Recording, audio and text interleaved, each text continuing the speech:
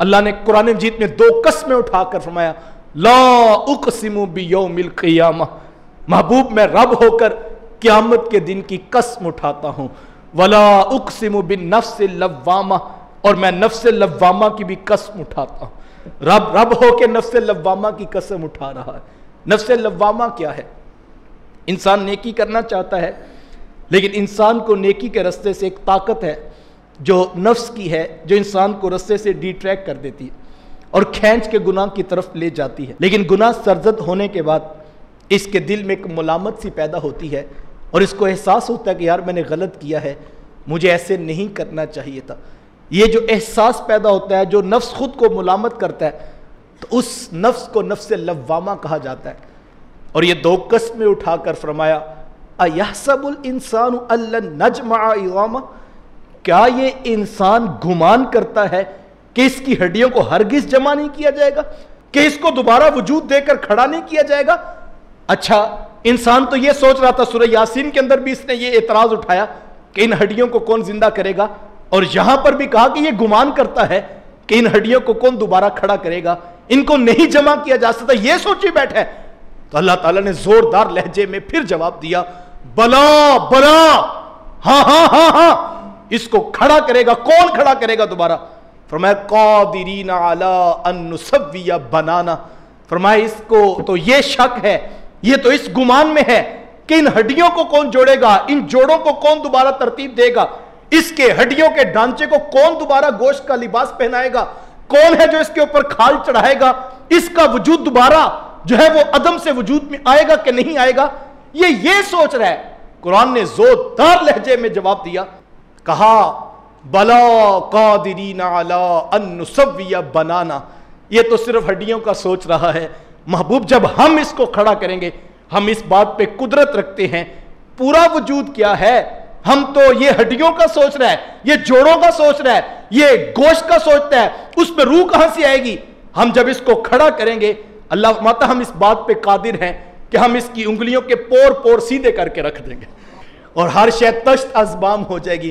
پورے دلائل کے ساتھ اس مضمون کو بیان کیا، اور دوسری جگہ پر کہا لَقَدْ جِئْتُمُونَا كَمَا خَلَقْنَاكُمْ أَوَّلَ مَرَّةٍ، ہم بالکل اسی طرح اس کو دوبارہ کھڑا کر دیں گے جس طرح پہلے ہم نے تخلیق کیا تھا، اسی طرح یہ ہمارے حضور جمع کیے جائیں گے، اور انسان نے آنا ہی آنا ہے۔ ایک جھٹکا آئے گا قیامت کا، اور اتنا زوردار جھٹکا ہوگا کہ اس جھٹکے کے بعد ہر شخص جو ہے وہ میدان محشر میں جمع ہو جائے گا۔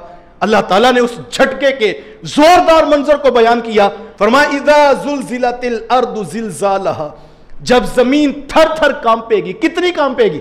فرمایا زلزالہا، جتنا کانپنے کا اس کا حق ہے اس طرح تھر تھر کانپے گی۔ وَأَخْرَجَتِ الْأَرْضُ أَثْقَالَهَا، اور پھر زمین اپنے بوجھ باہر اٹھا کے پھینک دے گی۔ وَقَالَ الْإِنسَانُ مَا لَهَا، جب انسان یہ حیرت زدہ منظر دیکھے گا، زمین پہ راشا تاری ہے اور زمین تھر تھر کانپ رہی ہے اور زمین اپنے بوجھ باہر اگل رہی ہے، تو انسان حیرت میں کہے گا وَقَالَ الْإِنسَانُ مَا لَهَا، ہائے ہائے زمین کو کیا ہو گیا، یہ کیا کر رہی ہے؟ بس یہ اس پہ حیرت زدہ ہوگا کہ زمین نے اپنے بوجھ باہر اگلنے شروع کر دیے، زمین پہ راشا ہے، تھر تھر کانپ رہی ہے، ابھی اس پہ حیرت زدہ ہوگا اور انسان کہے گا کہ مَا لَهَا، اس زمین کو کیا ہو گیا؟ تو پھر آگے قرآن نے اس سے اگلی بات کی، ابھی اس کی پچھلی حیرت جو ہے وہ ختم نہیں ہوئی تھی، تو کہا کہ یومئذ تحدث اخبارہا، صرف کانپے گی نہیں، وہ زمین اس دن اپنی خبریں بیان کرنا شروع کر دے گی۔ میری چھاتی کے اوپر یہ کوہرام بھی بپا کیا گیا، یہ ظلم بھی کیا گیا، یہ جھوٹ بھی بولا گیا، یہ دھوکہ بھی دیا گیا، یہ فراڈ بھی کیا گیا۔ یومئذ تحدث اخبارہا، صاحب اس دن زمین اپنی خبریں بیان کرے گی۔ ذہن میں پھر سوال پیدا ہونے لگا تھا، زمین خبریں کیسے بیان کرے گی؟ کہا اس لیے خبریں بیان کرے گی بِأَنَّ رَبَّكَ أَوْحَى لَهَا، تیرے رب کا حکم اس تک پہنچ چکا ہوگا، اور رب کے حکم کی وہ پابند زمین اس دن خبریں بولنا شروع کر دے گی۔ آگے اللہ فرماتا ہے یومئذ یصدر الناس اشتاتا، اور اے مخاطب تو دیکھے گا اس دن لوگ گروہوں کی صورت میں پہنچ رہے ہوں گے، اور جب لوگ گروہوں کی صورت میں اکٹھے کیے جائیں گے، مقصد کیا ہے؟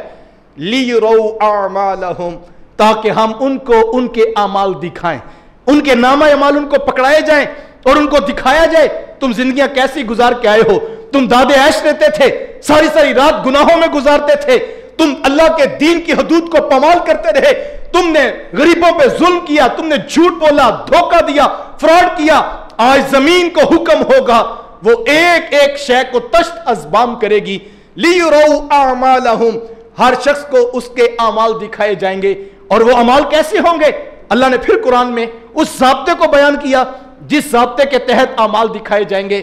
من یعمل مثقال ذرۃ خیر یرا ومن یعمل مثقال ذرۃ شر یرا، کہا جس نے رائی کے دانے کے برابر خیر کا کام کیا ہوگا اللہ فرماتا ہم اس کی آنکھوں کے سامنے رکھ دیں گے، جس نے رائی کے دانے کے برابر کوئی گناہ کیا ہوگا وہ بھی اس کے سامنے آ جائے گا۔ صاحبہ یہ کوئی قصہ کہانی نہیں، یہ قرآن کا وہ منظرنامہ ہے جو میں آپ کے سامنے رکھ رہا ہوں۔ مختلف مقامات پر منظرنامہ بیان کر کے مقصد جو تھا اس کو بیان کیا گیا۔